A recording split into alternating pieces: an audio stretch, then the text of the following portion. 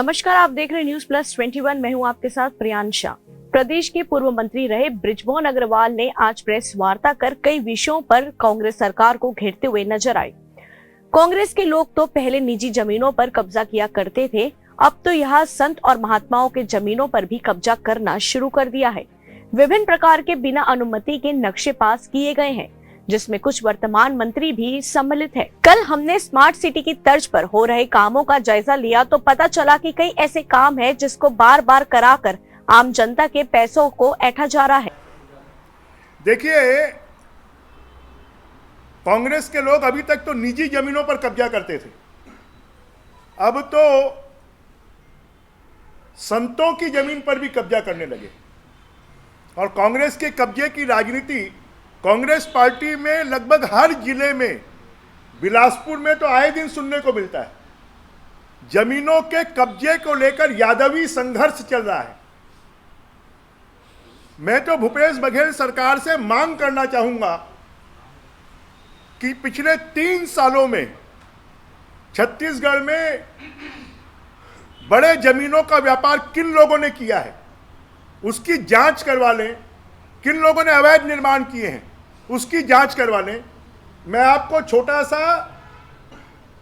उदाहरण देना चाहता हूं। आप यहां से जाइए तेलीबांधा के आगे लेफ्ट साइड में जैत खंभ है, वहां पर एक निर्माण हो रहा है। उस निर्माण का नक्शा पास नहीं हुआ है और मेरी जानकारी में एक मंत्री उस निर्माण को करवा रहा है अवैध तरीके से।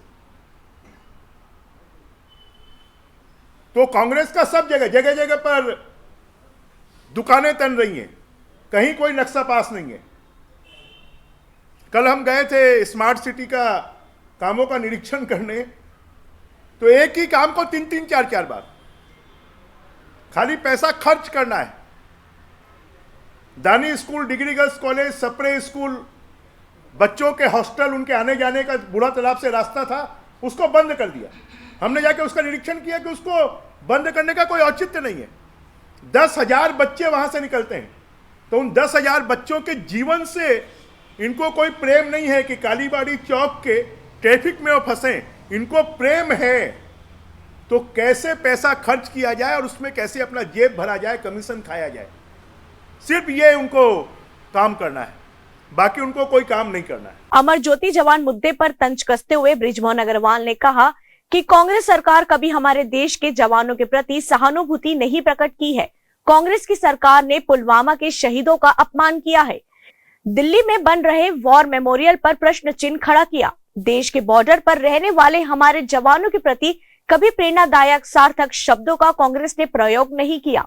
पुलवामा के शहीदों का अपमान करने वाली सरकार, उसके ऊपर प्रश्न चिन्ह करने वाली सरकार, दिल्ली में जो वॉर मेमोरियल बन रहा है उसके ऊपर में प्रश्न उठाने वाले लोग, छत्तीसगढ़ में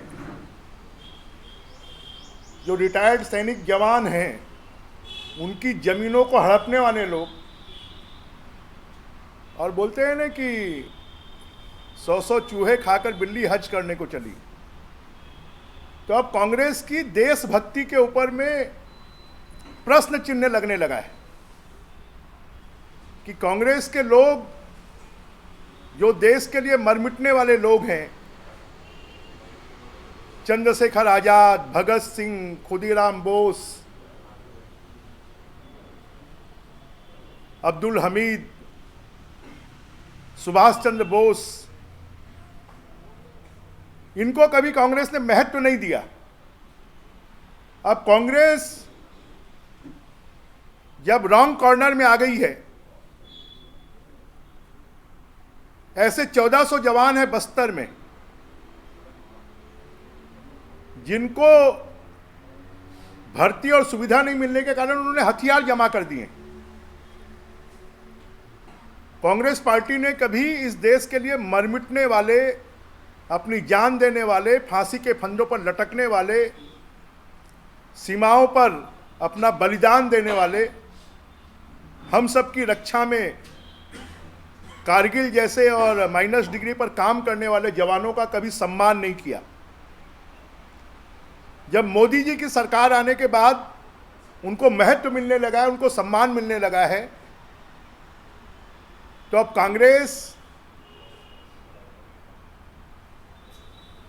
अब राष्ट्रीय पार्टी से सिमट कर छोटी पार्टी हो गई है, राज्य स्तरीय पार्टी हो गई है। इसलिए राष्ट्रीय स्तर पर तो कुछ नहीं कर पा रही है, और इसलिए छत्तीसगढ़ में ये एक नया सिफुगा छोड़ने का काम कर रहे हैं। क्योंकि खाली बड़ी बड़ी बातें बोले, अंतर्राष्ट्रीय स्तर का हॉस्पिटल बनेगा नई राजधानी में, कहाँ गया?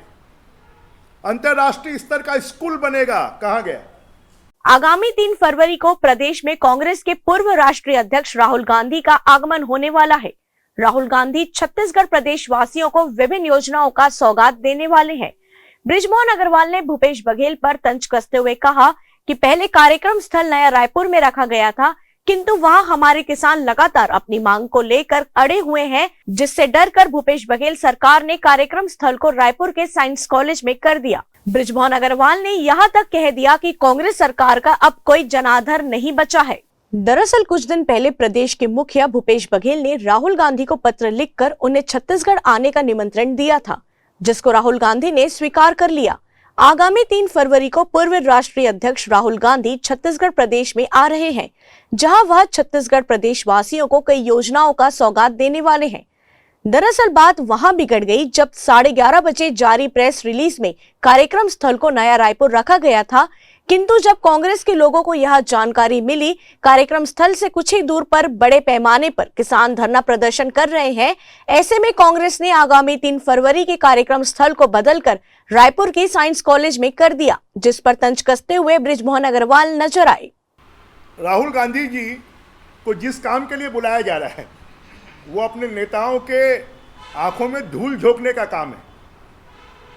क्यों डर गए?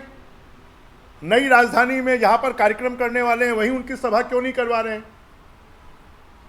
क्यों रायपुर साइंस कॉलेज में करवा रहे हैं? क्यों कांग्रेस का सदस्यता अभियान ऑफलाइन फॉर्म भरवाने के बजाय ऑनलाइन करना पड़ रहा है? तो कांग्रेस का जनाधार और कांग्रेस की लोकप्रियता लगभग ये समाप्त हो गई है, और इस प्रकार के कारनामों से कोई, मुझे लगता नहीं है कि कांग्रेस के नेतृत्व को किसी प्रकार का कोई फायदा होगा।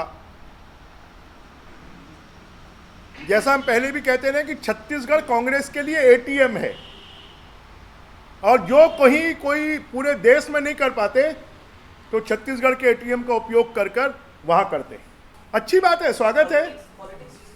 ये कोई पॉलिटिक्स क्या राष्ट्रीय स्तर पे कांग्रेस पार्टी समाप्त हो गई है? क्या दिल्ली का हर चीज का जवाब छत्तीसगढ़ से दिया जाएगा? अगर इतना ही शौक है तो यहां का मुख्यमंत्री पद छोड़कर दिल्ली में जाकर राजनीति करें ना, कांग्रेस पार्टी को सहायता करें, कांग्रेस को सहयोग करें। ऐसे ही तमाम जानकारी से लगातार अपडेट रहने के लिए हमारे चैनल को लाइक और सब्सक्राइब करना ना भूलें। नोटिफिकेशन के लिए बेल आइकन जरूर दबाएं। देखते रहिए न्यूज़ प्लस 21, आपके हक की बात।